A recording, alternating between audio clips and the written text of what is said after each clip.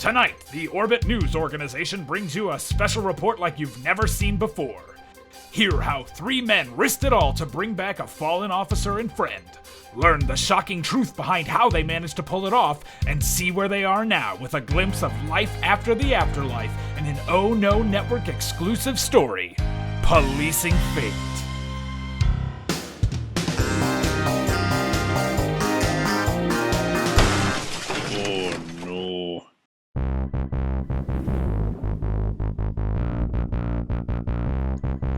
Sometimes when you're in space, you don't know who the good guys are. And if you don't know who the good guys are, that's bad. Because good guys are awesome. Destiny comes, destiny comes, destiny comes, destiny comes. Tragus and Winters, they are the good guys, best gang cops in the galaxy.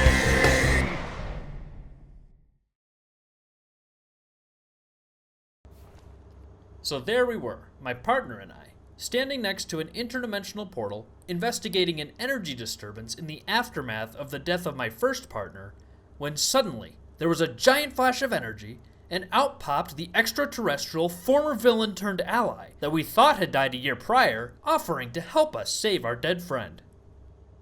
Yeah, I'm not the interviewer. I was just looking for the bathroom. Oh, well, based on my janitorial expertise, it's down the hall, I think.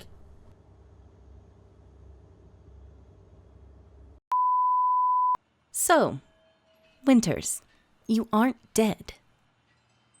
No. But you were. Kind of? Could you elaborate on that? Do you have any memory of life after death? I have a vague memory of a space horse and a giant face. Doctors told me more memories of my trials might come back to me, but honestly, it's been over a year now, so I'm not so sure. It must have been a real shock to your system to come back to the world and all its changes. Well, you know, on the surface, things look a little different to me since I came back, but really it's the same underneath it all. Kind of a Life 1.5 more than a true sequel. Now, I'd like to talk a bit about the thing our viewers are most interested in, and that is how you actually came back. I'd rather not talk about that.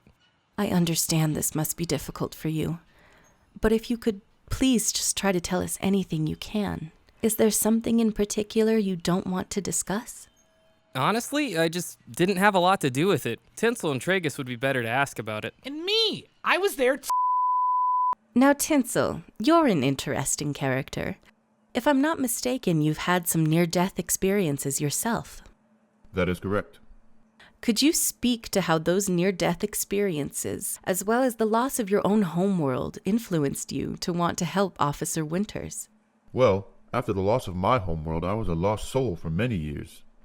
I became so consumed with finding a way to bring back my lost loved ones that in many ways it was as if I had already died.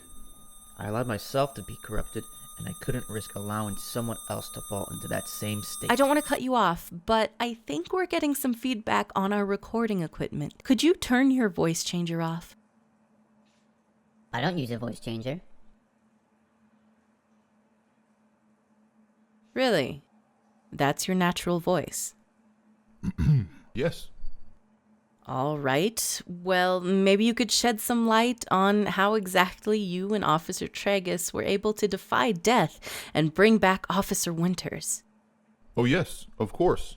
Thanks to my experience with Different races' technologies, we were able to figure out the time. I'm sorry, we're gonna have to take a break and check our equipment. Unless you decide that you maybe are actually using a voice changer. I'm not. Hey, you know, I was there too. I bet I could tell some of the story if Tinsel can't help. Cut! This guy's voice is even worse than the voice changer. Officer Tragus, you were the one who actually had the idea on how to bring your partner back. Could you please tell us... I hate to interrupt, but when's our lunch break? We just came back from lunch. You call 2 measly steaks a lunch? You're breaking in my heart. Even Osiris gives me more fulfilling content than that. Well, I'm sorry, but if you just hold on for a few questions, we should be able to get you something more to eat soon. Fine, but if I pass out, good luck moving me. I've been bulking up for this interview.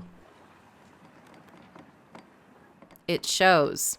Now, could you please just tell us how you were able to bring your partner back?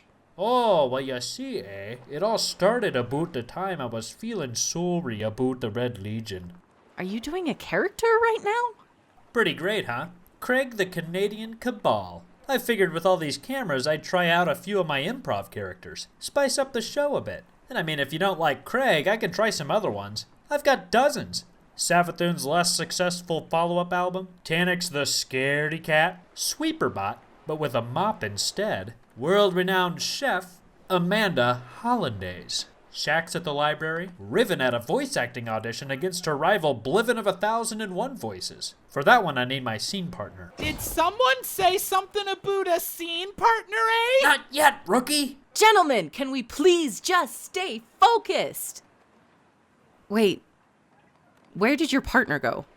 He was literally just here. Oh, he went to find the bagel guy. Cut. Before we get started, I'd like to apologize if my face cast makes me difficult to hear. My idiot assistant, Ted, came into my office without knocking while I was getting a kissy from my sweet little Grumpy. Poor Grumpy was so scared, he accidentally viciously mauled me, and I had to have major plasteel surgery. It's no problem at all. I appreciate you taking the time to speak with us in light of the circumstances. Well, I figured I'd better come to make sure none of the idiots that work for me reveal any sensitive information. Last time I let Tragus speak to the press, he revealed the identities of 3 undercover cops.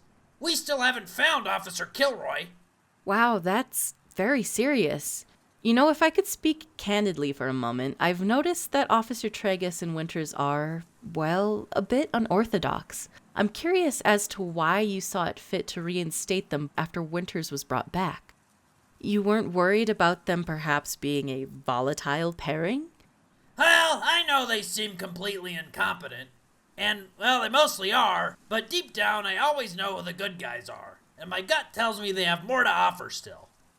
So it doesn't have anything to do with you feeling guilty about the fact that your daughter was behind the solar system's biggest gun-running operation and was the one who actually killed Officer Winters? Could you hold on 1 second? Hey, Ted! Ted, are you there? What do you mean this is Ted's mother? I don't care that he's sick. I'm sick too.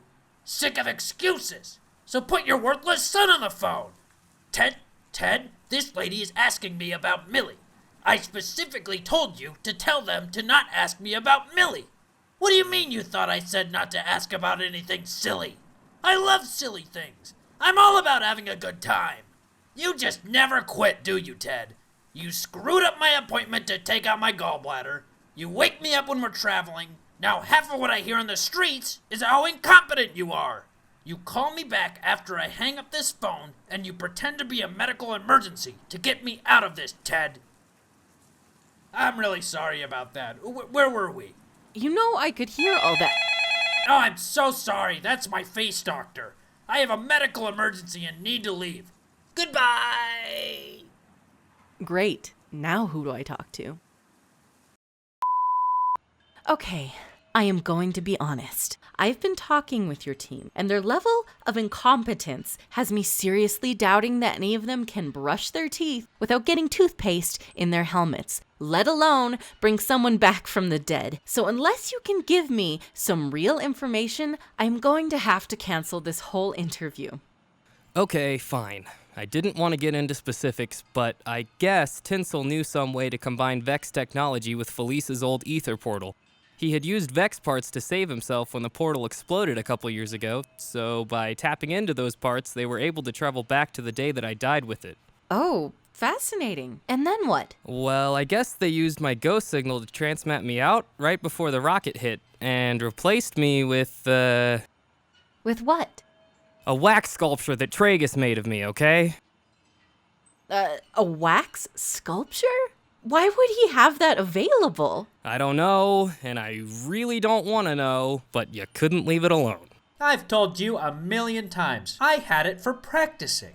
Practicing what? Forget it. You don't understand me. You never take an interest in my hobbies. Hey, I agreed to do this stupid interview for you just so you could try out your improv characters on camera. Wait, you did what? Oh, don't act so surprised. It's show business, buddy. Not that you people have any professionalism. Look, there's a fly right on the camera lens. Don't worry, I'll get it. Tragus, no! That's what we have to work with. What do you think? Are you kidding me? This is terrible. No one's gonna want to watch a show about these idiots. Well, what should we do, man? This video was supposed to be out like forever ago. Just delete the footage, tell him it got corrupted, and we'll rerun that story about that weird dance group that surprises people on patrol. Yeah, you're probably right. No one wants to see this. Dear Lord, we've actually gone and done it! Thank you guys so much for watching this episode and for not forgetting completely about our favorite cops. I want to be clear though that this is not the beginning of a season 3. Our schedules haven't really changed and we still don't have time to really commit to something like that, unfortunately. We do have some smaller scale ideas for stories we might want to tell if we can ever find the time. So think of this as like a reset button so that we don't have as many plot entanglements stopping us from doing that.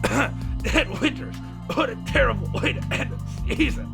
In the meantime, if you liked the episode, be sure to subscribe to the channel if you aren't, and follow us on Twitter so that you can see if there's any news on more episodes. And maybe follow me on Twitch so you can try to harangue me into writing more. And you know what? Go follow our gracious guest interviewer Moonvald on her Twitter as well. I'm MegaMagwitch, signing off. As always, stay husky.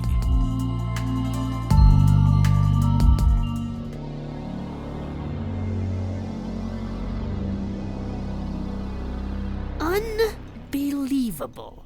First, they write me out of season 2, and now they don't even bother to interview me for the special.